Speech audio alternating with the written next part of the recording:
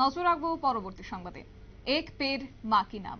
ভারতবর্ষের প্রধানমন্ত্রী নরেন্দ্র মোদী শ্রী দামোদর দাস মোদীর এক পের মা কি নাম এই আবেদনে সাড়া দিয়ে বিধান শিশু উদ্যান মেধা অন্বেষার উদ্যোগে বন দপ্তরের সহায়তায় গতকাল রাজধানীর বাণী বিদ্যাপীঠ দ্বাদশ শ্রেণী বালিকা বিদ্যালয়ে 200 জন ছাত্রছাত্রীর হাতে বিভিন্ন ফলের গাছ তুলে দেওয়া হয় এবং আজ ডক্টর শ্যামাপ্রসাদ মুখার্জির 124তম জন্মবার্ষিকীতে বার্ষিকী উপলক্ষে 100 জন ছাত্রছাত্রীর হাতে ফলের চারা তুলে দেন বিদ্যালয়ের প্রধান শিক্ষিকা এবং সহকারী প্রধান শিক্ষিকা ও দিদিমণিরা।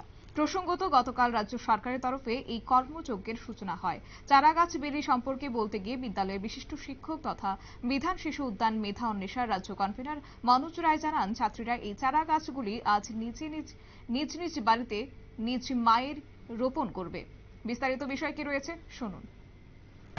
সবার প্রতি এক পের মা কি নাম আমরা বন দপ্তরের সহায়তায় বিধান শিশু উদ্যান মেধা অন্বেষার উদ্যোগে আজকে বাণী বিদ্যাপীঠ দ্বাদশ শ্রেণী বালিকা বিদ্যালয়ের ছাত্রীদের মধ্যে মোট 250 গাছ আমরা বিলি করেছি। গতকালকে বিলি করেছিলাম, আজকেও বিলি করেছি, সব মিলিয়ে 250 গাছ বিলি করা হয়েছে।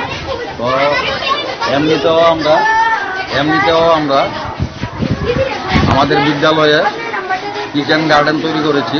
এখানে 100-র মতো বিভিন্ন প্রজাতির ফুল, ফল, সবজি এবং ঔষধি উদ্ভিদের গাছ রয়েছে।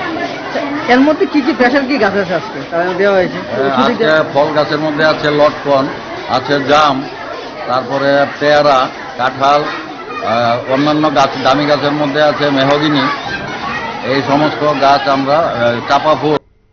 আপনারা শুনলেন ওনার বক্তব্য। তবে বাণী বিদ্যাপীঠ বালিকা বিদ্যালয়ের ছাত্রী এবং শিক্ষক শিক্ষিকারা মিলে বিধান শিশু উদ্যানে মেধা অন্বেষার উদ্যোগে বিদ্যালয়ে 2টি বৃহৎ বাগান গড়ে তুলছে, যাতে 100টি প্রজাতির ফুল, ফল এবং সবজির উদ্ভিদ রয়েছে বলে আজ জানানো হয়েছে। নিয়ে নিচ্ছে ছোট্ট একটি বিজ্ঞাপন বিরতি, সঙ্গে থাকুন।